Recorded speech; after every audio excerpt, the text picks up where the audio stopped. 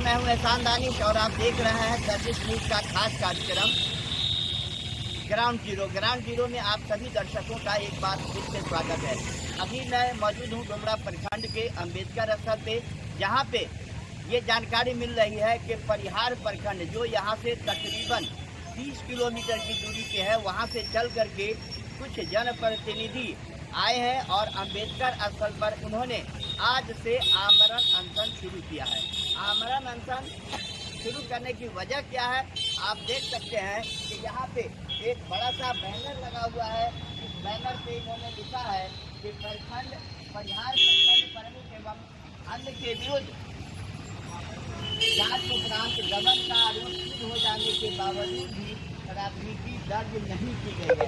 आप देख सकते हैं कि एक तरफ लोग ये कह रहे हैं कि सुशासन बाबू की सरकार है, यहाँ पे कोई भी पदाधिकारी या जनप्रतिनिधि गलत नहीं कर सकते हैं, लेकिन यहाँ पे आप देख सकते हैं कि साफ तौर पे लिखा गया है कि जो इन जनप्रतिनिधियों ने प्रमुख पे एवं संबंधित पदाधिकारियों पे जो आरोप लगाए थे उसकी जांच भी हुई।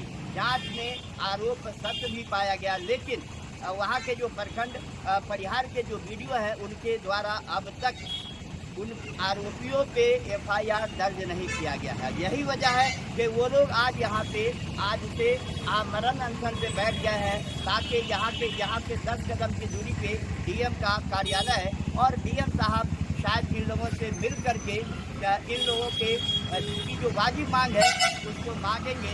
और यही वजह है कि ये लोग अंबेडकर स्थल पे आकर के आमरण अनशन पे बैठ गए हैं। चलते हैं, हम उन लोगों से भी बात करने की कोशिश करते हैं। अब मैं पहुंच चुका हूं अंबेडकर स्थल पे। आप देख सकते हैं मेरे पीछे परिहार प्रखंड से आए हुए लोग किस तरह से आमरण अनशन के लिए लेटे हुए हैं यहाँ पे। अब इन लोगों से हम मिल करके बात करने की कोशिश करते हैं कि आखिर इन लोगों का डिमांड क्या है, इन लोगों की मुख्य मांगे क्या है, जिसकी वजह से इन्हें मजबूर होकर के यहाँ डुमरा के अंबेडकर स्थल पे आना पड़ा है। अपने दर्शकों को मैं बताना ये ज़रूरी समझता हूँ कि अब से कुछ दिन पहले, तकरीबन एक पखवाड़ा पहले, इन लोगों ने परिहार प्रखंड मुख्यालय में लगातार धरना दिया था, जिसका खबर हमने अपने दर्शकों को पहले भी दिखाया था। आज ये लोग वहाँ पे अगर इंसाफ जब नहीं मिला इन्हें, तब मजबूरन ये लोग आ गए हैं अंबेडकर स्थल पे। हम इनसे जानने की कोशिश करते हैं कि आज यहाँ पे क्या जरूरत पड़ी कि इन्हें आमरण अनशन पे बैठना पड़ा है। ये आपका नाम क्या हुआ? जी, राम स्वागत है सिलसिला। ये क्या है आप लोगों का प्रॉब्लम? हम आपको धरना पर भी जब हम परिहार में बैठे थे तो आप आए थे, आपका न्यूज़ चला था। और हम लोगों के धरना के बाद जो है हमें उस पर डीएम साहब का आदेश हो गया प्राथमिकी दर्ज करने का सभी आरोपी। लेकिन 20/1/2025 को ही डीएम साहब ने आदेश किया और उसके बाद डीएम साहब ने मोबाइल पर भी प्रखंड विकास पदाधिकारी को उन्होंने आदेश दिया कि भाई आप FIR और सबको जो है भ्रष्टाचारी है उस सबसे रुपया की वसूली करना है और सभी पर विभागीय कार्रवाई करना है, प्रमुख को पदच्युत करना। तो उसी आलोक में डीएम साहब हम लोग के ईमानदार पदाधिकारी से मिले हुए हैं, लेकिन अभी तक प्रखंड विकास पदाधिकारी के द्वारा कार्रवाई नहीं किया गया।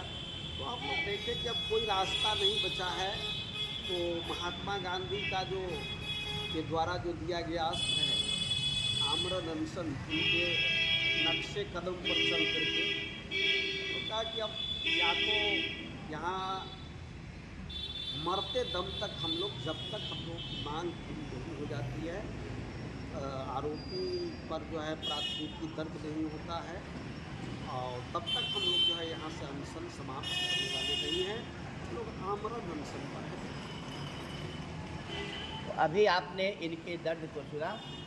इन्होंने साफ तौर पे कहा है कि जब तक इन लोगों की जो मांगे हैं वो मान लिया नहीं जाता है, प्रखंड विकास पदाधिकारी परिहार के द्वारा उन लोगों पे FIR जब तक दर्ज नहीं होगा, ये लोग लगातार यहाँ पे आमरण करते रहेंगे। आप देख सकते हैं हमारे ठीक पीछे अंबेडकर जी की प्रतिमा लगी है, मानव का ये प्रतिमा है। और यहाँ पे अक्सर जो लोग, जिन लोगों के साथ भी जुल्म ज़्यादती होता है, वो लोग यहाँ पे आकर के अक्सर धरना दिया करते हैं। और भी जो धरना में शामिल लोग हैं, हम उनसे जानने की कोशिश करते हैं कि उनकी मुख्य मांगें क्या हैं और उनके यहाँ पे अनशन करने का रीज़न क्या है। जी, क्या नाम है आपका? जी, पंचायत समिति प्रतिनिधि हो गया। मेरी पत्नी पंचायत समिति अच्छे संख्या 12। जी, क्या दिक्कत है? दिक्कत ये है कि परिहार में प्रमुख और वित्तीय आरोप के द्वारा जनता भी वहाँ बहुत घबराए हुए हैं। इतना आतंक मचाया हुआ है कि कुछ कहा नहीं जा सकता। हम लोग 6 चयनित योजना चुन करके हम लोग दिए, इसमें दर्जनों मामला है, लेकिन 6 में ही दोषी पाया गया।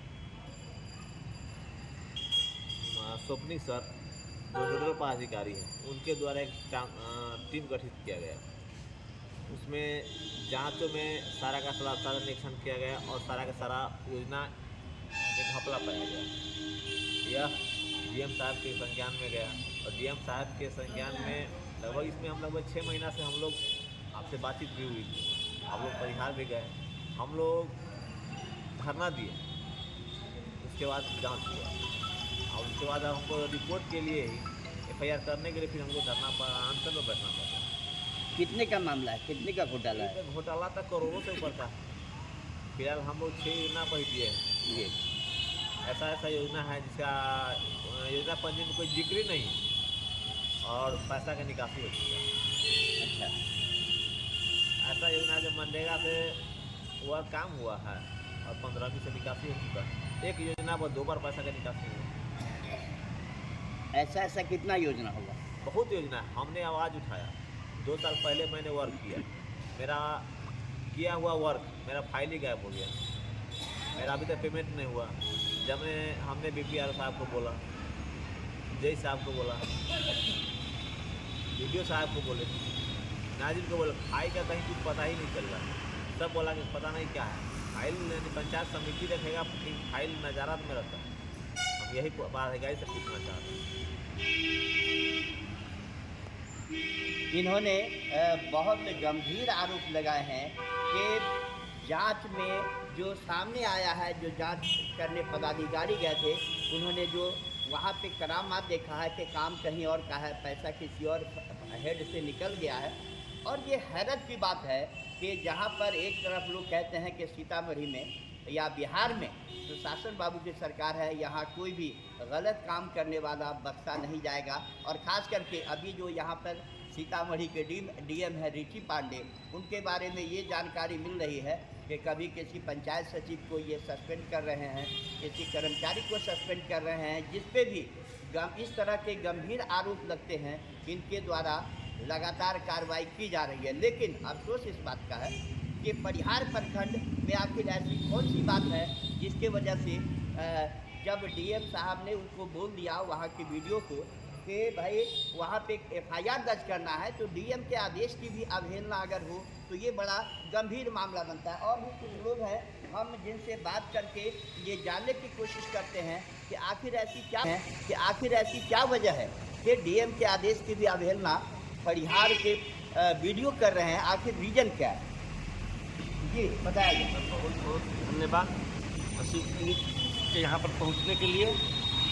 हम लोग पूर्व में योजना में गड़बड़ी हुआ, हम लोग का खोजबीन किए, परिहार में नहीं मिल रहा तो हम लोग सूचना के अधिकार से मांगे पेपर में भी अधूरा दिया। उस अधूरा पेपर में से 5 योजना ऐसा पकड़े जो काम हुआ ही नहीं है, पैसा निकल गया।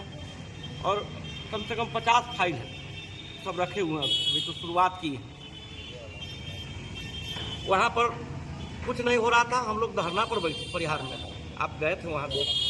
फिर उसके बाद उस पर जाँच हुआ, जाँच आने के बाद आजकल हो रहा है कि उस पर कानूनी कार्रवाई हो रहा, कुछ नहीं हो रहा था। यहाँ पर अच्छा कहिए DM साहब, DVC साहब, वो बहुत जल्दी जांच करवाए और जांच करवाए तो 6 फाइल में दोषी पाए। अब दोषी पाने के बाद उस पर आज तक वीडियो साहब थाना में केस नहीं किया। हम लोग केस के लिए यहाँ पर अब अनशन पर बैठे। अच्छा, अनशन पर बैठने के बाद अब लोग देखते हैं कि मेरा एक फाइल है जो मेरे क्षेत्र में काम हुआ है, मेरा काम देखा जाए, और उसमें क्या लिखा है नहीं लिखा हमें तो जानकारी नहीं, तो अफसर लोग जानेंगे कि आप लोग योजना चलाते हैं। मेरा फाइल को दबा दिया गया, जो बाद में काम किया उसका परमिट कर दिया गया, और बराबर धमकी देते रहते, उस पर मैं धमकी देकर और हम पर केस करवा दिया, जो झूठा केस, आप पे झूठा केस करवा दिया? झूठा केस करवा दिया वो प्रमुख पति के द्वारा। जो प्रमुख पति है धर्मेंद्र कुमार, वो प्रमुख के गाड़ी पर चढ़ते हैं बोर्ड लगाकर। जो नियम है कि एक शिक्षक और जो प्रमुख बैठते जिस गाड़ी पर बैठते उसी समय बोर्ड अच्छा, लगा रहता है। शिक्षक है और वो किस बोर्ड स्कूल में खोलकर और चलाते रहते हैं बछवाड़ा में, बछवाड़ा में? और ब्लॉक में बराबर आते जाते रहते हैं, मिडिल स्कूल है कि बिचौलिया के लेकर प्राथमिक है। अब जाने कितना स्कूल में क्या किया होगा भगवान जाने। हम बराबर स्कूल में देखते हैं कि हाजिरी कैसे उसका बनता है, उसका जांच का विषय है। रहते हैं ब्लॉक में? रहते ब्लॉक में घूमते रहते हैं, कभी जिला में कभी ब्लॉक में लगे रहते हैं। यहाँ जो जनप्रतिनिधि के प्रतिनिधि हैं राम स्वार्थ जी ने एक बड़ा ही गंभीर आरोप लगाया है कि वहाँ पे जो प्रमुख हैं वो महिला हैं और उनके पति किसी सरकारी प्राइवेट स्कूल में टीचर हैं। तो ये बड़ा गंभीर सवाल पैदा होता है, एक बड़ा सवाल बनता है कि जब वो शिक्षक हैं, अभी के टाइम में शिक्षा विभाग की जो व्यवस्था है काफ़ी चुस्त दुरुस्त है, और जो भी शिक्षक स्कूल में पढ़ाने जाते हैं उनके लिए जो डिपार्टमेंट ने गाइडलाइन दिया है कि सुबह में 9:30 बजे तक उन्हें हर हाल में विद्यालय में मोबाइल ऐप के ज़रिए उन्हें हाजिरी बना लेना है, और पुनः 4 बजे तक विद्यालय में पढ़ाई करने के बाद 4 बजे स्कूल से आउट होने के समय उन्हें फिर से हाजिरी बनाना है। ऐसी परिस्थिति में ये परिहार प्रमुख के जो पति हैं, आखिर वो कैसे स्कूल में हाजिरी बनाते हैं और फिर कैसे प्रखंड कार्यालय में आकर के यहाँ भी अपनी ड्यूटी करते हैं। ये सारा जो मामला बनता है वो काफ़ी गंभीर आरोप है। ऐसे में स्थानीय जो डीएम है उनकी बड़ी जिम्मेदारी बनती है कि इन सारी बातों को मद्देनज़र रखते हुए जो उन्होंने आदेश पहले FIR करने का दिया है परिहार के वीडियो को, उसमें अगर जल्दी से कार्रवाई हो जाती है तो शायद इन लोगों का अनशन करना काफ़ी कामयाब रहेगा। कैमरा पर्सन टीपू टार्जन के साथ मैं एहसान दानिश, कशिश न्यूज़, सीतामढ़ी।